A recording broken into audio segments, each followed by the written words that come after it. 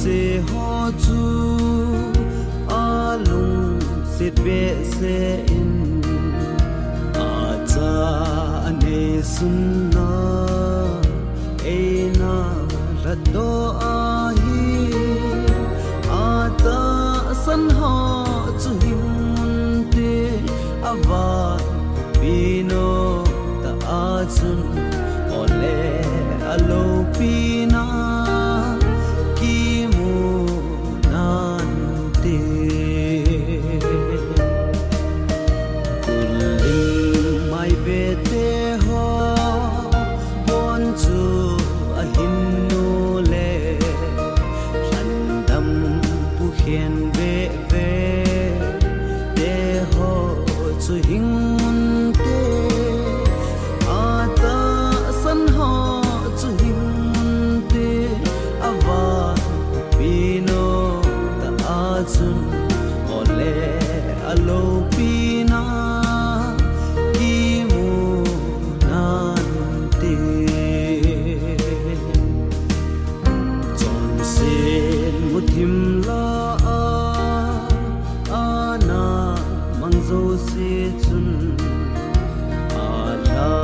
dam na tu chu oi leo in diu a hi ata san ha chu him te ava pino ta achun ole alo pina ki mu nan te